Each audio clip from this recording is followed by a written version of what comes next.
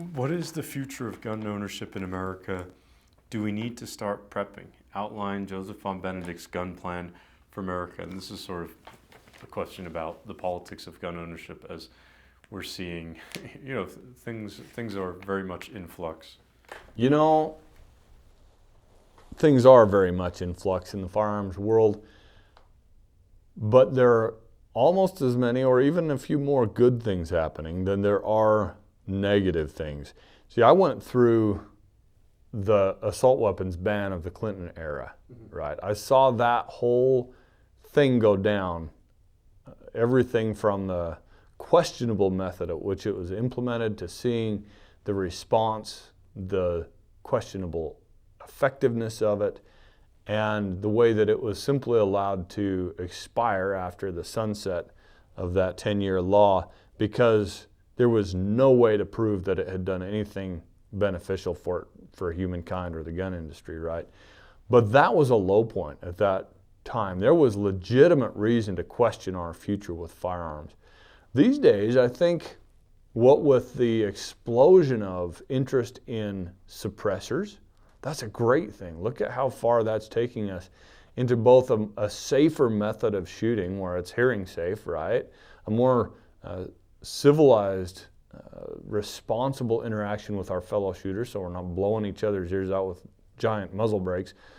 Being a little dramatic here, but you know what I'm talking about, right? I don't think that's dramatic. Having shot next to someone with a muzzle brake. Yeah, and the tremendous increase in firearm ownership interest, even simply incurred by the I like to call it the panicdemic, the COVID thing that kicked in a couple of years ago. And I mean, we gained, what was it, something like 40 million new gun owners? People that went out and purchased a personal protection firearm at that time.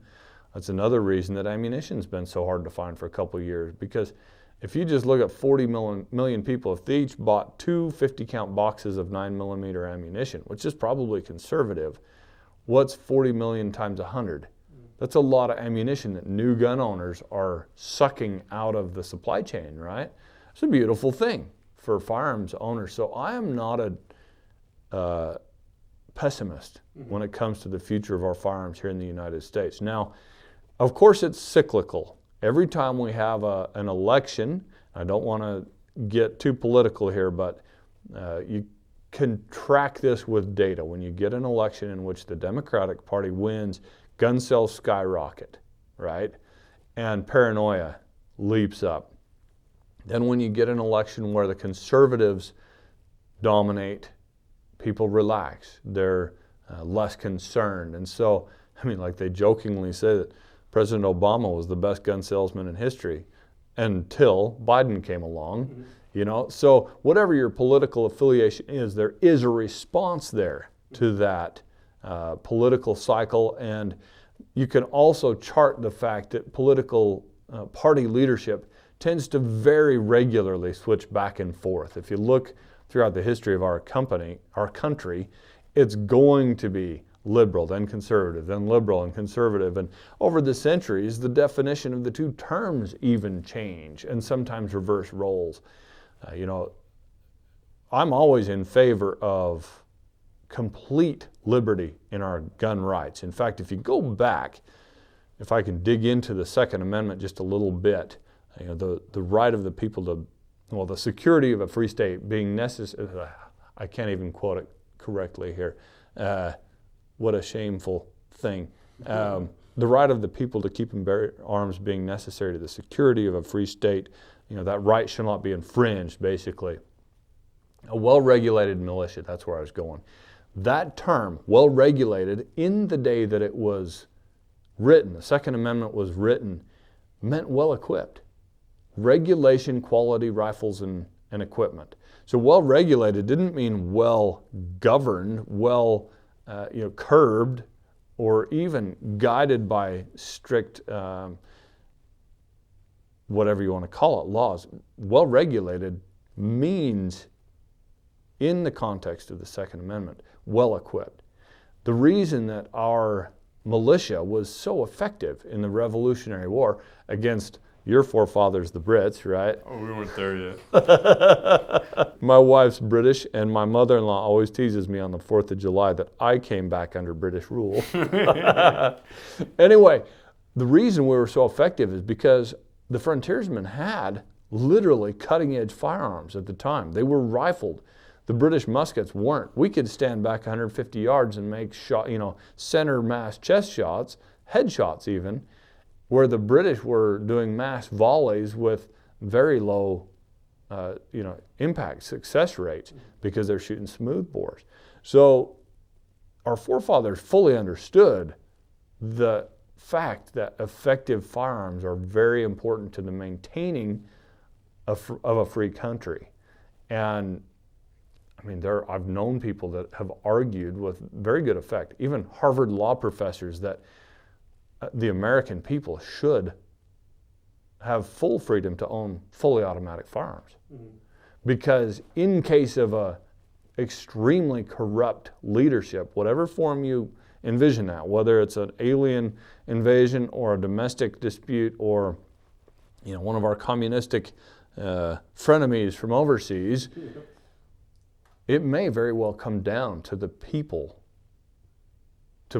to defend our country and our freedoms. Mm-hmm. Mm-hmm. Don't mean to get off on a rant there, but... No, that's not a rant. That's exactly what I'm asking about, yeah. I do think that our future will, slowly our gun rights will erode. I think that's inevitable with history being what it is.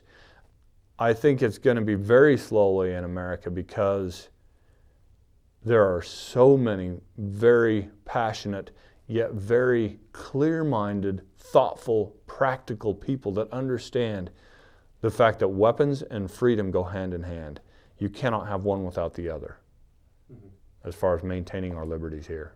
Yeah, no, 100%. My experience growing up in the UK is certainly that there's a distinct difference in psychology of the people when the people are armed or they're not.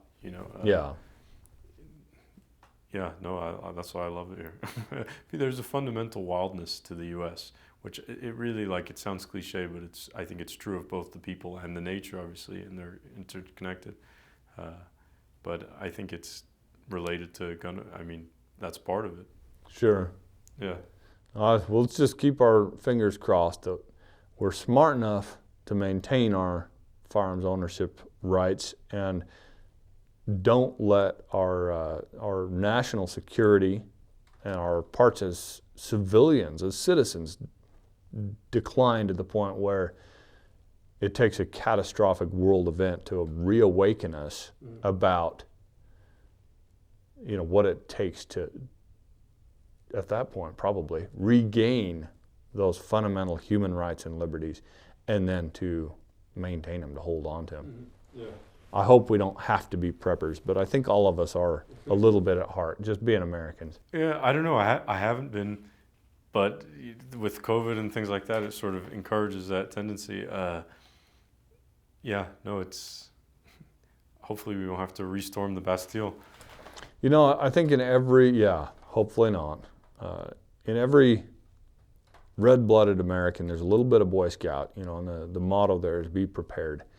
And for those of us that have traveled internationally and talked to friends in whether it's the UK or Africa or whatever, they tell us, don't let your firearms freedoms be lost. Yeah. It's they're so hard to bring back once they've been lost. Now, again, our assault weapons ban sunsetted and was quietly put where nobody would think about it because it was such a failure. And we have had some great triumphs like DC versus Heller in the concealed carry and the personal protection firearms realm.